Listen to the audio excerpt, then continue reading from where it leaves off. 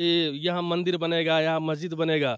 इस सारे मुद्दा को छोड़कर लोग बेरोजगारी और जिस तरह से यहाँ पर जो एक जुमलेबाजी हो रहा था विगत 15 साल से, ये करेंगे वो करेंगे, ऐसा करेंगे वैसा करेंगे, इस सब बातों को छोड़कर शिक्षा, बेरोजगारी और स्वास्थ्य पर इस बार ऐसे 10 लाख युवा को बोला है कि नौकरी देंगे, ठीक है। तो पहले बोला था कि नीतीश कुमार कि कहाँ से देगा, ठीक है। उसका बाप चारा घोटाला किया, उसमें से पैसा देगा। आप देख रहे हैं मिथिला दस्तक। आप मिथिला दस्तक से आपको लगातार हर एक विधानसभा की खबर दिखा रहे हैं।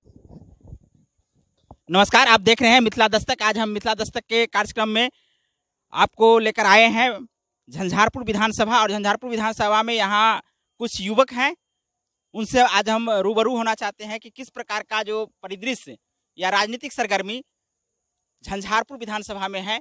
तो सबसे पहले हम आपका स्वागत करते हैं, आप तमाम साथियों का, और इस कार्यक्रम को जितने भी देख रहे हैं उन सभी साथियों का भी अभिनंदन है इस दस्तक के माध्यम से। तो सबसे पहले आपका नाम क्या है? जयप्रकाश। जयप्रकाश जी, इस बार जो चुनावी दंगल है, खास करके बिहार की राजनीति, इस प्रकार का मोड़ जो वर्तमान में हिंदू मुस्लिम या मंदिर मस्जिद की जो मुद्दा हुआ करती थी, आज वर्तमान में एक मुद्दा पे आ गया है, शिक्षा और रोजगार। तो इस आपके अंदर में कौन सा मुद्दा है? देखिए, आज का मुद्दा पहले वाले जमाना जो था ना, ये जो मंदिर मस्जिद, आज का मुद्दा ये नहीं है। मंदिर मस्जिद समाप्त हो गया, ठीक है। आज की मुद्दा, पर्सनल मुद्दा है बेरोजगारी पे, जो कि बेरोजगारी एक चरम सीमा पे है। सो आप देख रहे हैं, पूरा युवा जानता है कि जिस तरीका से बेरोजगारी बढ़ रही है पूरे देश में, महंगाई बढ़ रही है, ठीक है। तो रोजगार नहीं तो सरकार को वोट नहीं। तो आपके नज़र में बताए कि बेरोजगारी सबसे बड़ा मुद्दा है। तो बेरोजगारी के साथ और भी कोई मुद्दा है? जैसे कि आप युवा है, तो आप युवा के नाते सोच सकते हैं कि आपकी नज़र में और कौन मुद्दा है? सबसे बड़ी मुद्दा है बेरोजगारी। बेरोजगारी दूर हो जाएगी, ठीक है, तो सारा चीज ठीक हो जाएगा। तो इस परिस्थिति में आप किस गठबंधन को देख रहे हैं जो आपके लिए उचित है, या एनडीए जो वर्तमान में गठबंधन लेकर के आई है, महागठबंधन में आरजेडी है, उनके साथ में सहयोगी दल है, तो इन तमाम दलों में आपको किस प्रकार के लग रहा है कि सरकार वापसी हो रही है, या आपको कौन सा सरकार पसंद है? देखिए, ये नीतीश कुमार को सरकार, मैंने एनडीए का सरकार को 15 साल देखा, ठीक है। तो 5 साल सिर्फ तेजस्वी को देखना है कि ये किस प्रकार के काम करता है। जैसे मैं उसके बाद जो करना है, इसके बाद जैसे 10 लाख युवा को बोला है कि नौकरी देंगे, ठीक है। तो पहले बोला था कि नीतीश कुमार कि कहाँ से देगा, ठीक है। उसका बाप चारा घोटाला किया, उसमें से पैसा देगा क्या?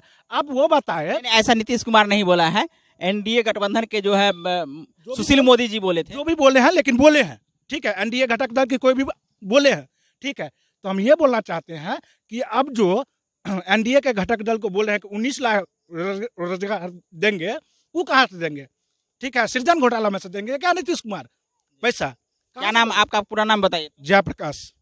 जयप्रकाश जी, वर्तमान में जो मुद्दा है आपके नज़र में, उस मुद्दा को देखते हुए किसको वोट दे रहे हैं? वर्तमान के नज़र में देखिए, महागठबंधन को हम वोटिंग करेंगे, ठीक है जी। सबसे पहले यहाँ से कौन है महागठबंधन के कैंडिडेट? रामनारायण यादव। कौन सा पार्टी से? ये है आपको सीपीआई से।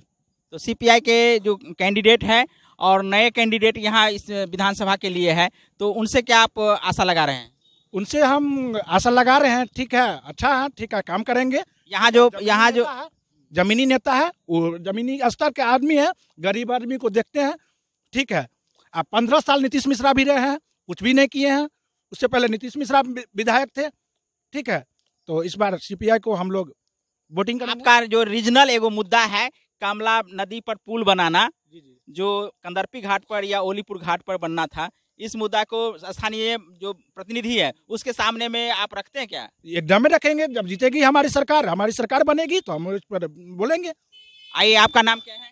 मेरा नाम मोहम्मद रहबर है। आइए रहबर जी, थोड़ा इधर आ जाइए जी, बताइए इस बार का मुद्दा आपकी नज़र में कौन सा है, और एक युवा होने के नाते कौन सा मुद्दा देखिए वोट करने जा रहे हैं? इतिहास में इस बार पहली बार होने जा रहा है कि यहाँ का जो युवा है या जो भी लोग हैं, सारे लोग बेरोजगारी पर, और यहाँ जो है जो एक मंदिर मस्जिद का जो एक राजनीतिक जो चल रही थी ना, एक कुछ दशक से जो लोग गुमराह करते थे कि यहाँ मंदिर बनेगा, यहाँ मस्जिद बनेगा, इस सारे मुद्दा को छोड़कर लोग बेरोजगारी और जिस तरह से यहाँ पर जो एक जुमलेबाजी हो रहा था विगत 15 साल से, ये करेंगे, वो करेंगे, ऐसा करेंगे, वैसा करेंगे, इस सब बातों को छोड़कर शिक्षा, बेरोजगारी और स्वास्थ्य पर इस बार पहली बार मतदान होने जा रही है। आपका इस बार किस प्रकार से वोट गिराने के लिए मूड बनाए हैं, जो आज आने वाले पीढ़ी को भी आप संदेश दे सकते हैं? देखिए, समय पहली बात बताएंगे कि इससे पहले लोग कहता है ना कि लालू यादव ये वो अलान फलान ढिमकान, 15 साल, जो बच्चे 18 साल के अभी हो गए हैं, मात्र उनको 3 साल, यानी कि पहली बार वो मतदान करेगा। उसे पता भी नहीं है ABCD की 15 साल पहले क्या हुआ था। लेकिन विगत ये 15 साल जो बिता है ना नीतीश कुमार के राज में, ये 15 साल का बच्चा जो पहली बार वोट देने जा रहा है, उनको सब पता है। आप पेशे से क्या हैं, क्या कर रहे हैं ऑक्यूपेशनली? हम अभी प्रशिक्षु एडवोकेट हैं और UGC स्कॉलर भी हैं, और मैं कोशिश करता हूँ, मेरा अपना जो व्यू है, देखने का जो व्यू है, जो शिक्षा, रोजगार और स्वास्थ्य पे ही वोटिंग होना चाहिए। पॉलिटिकली आपको जानकारी कुछ होना चाहिए, चूंकि आप एडवोकेट हैं, उसमें भी प्रशिक्षु हैं, तो क्या अनुमान लगा रहे हैं कि इस बार के विधानसभा चुनाव में किस प्रकार का राजनीतिक करवटें लेगी? करवटें इस बार निश्चित तौर पे युवा को जो है इस बार अपना उम्मीदवारी देगी।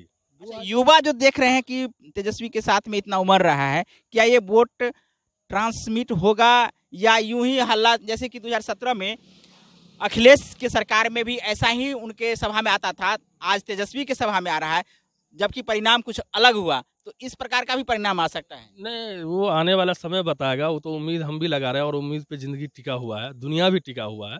हम उम्मीद लगा रहे हैं कि निश्चित तौर पे इस बार युवा की सरकार बनेगी। Thank you. क्या नाम है आपका? सुरेंद्र कुमार। जी सुरेंद्र जी, बताइए, वोट गिरा रहे हैं इस बार? हाँ गिराएंगे। तो वोट गिराने से पहले कौन सा मुद्दा आपके अंदर में है जिसको लेकर के आप वोट गिराने जाएंगे? वही बेरोजगारी है, बेरोजगारी बढ़ रही है दिन प्रतिदिन। अच्छा, बेरोजगारी को देखते हुए किसे आप पसंद कर रहे हैं कि हम वोट गिराएंगे? इस बार तेजस्वी की सरकार बनेगी। तेजस्वी युवा है और वर्तमान में जो 10 लाख नौकरी रखने की जो बात कहा है, तो आप बताइए, 19 लाख NDA भी दे रहा है, तो आपको कौन सी दल में आपको लगता है कि दम है? NDA 15 लाख रुपया भी दे रही थी और सबके खाता में आ भी गया, आपको पता भी होगा सर। सुरेंद्र जी से बात करेंगे क्या? ये तो पहले बोल रहे थे जो नौकरी कहाँ से आएगी। जुल्मेबाजी अब नहीं चलेगी, जुल्मेबाजी अब नहीं चलने वाली है, ठीक है। सरकार ने युवा सब कुछ जान लिया है, ठीक है। जुल्मेबाजी कर रही है सरकार।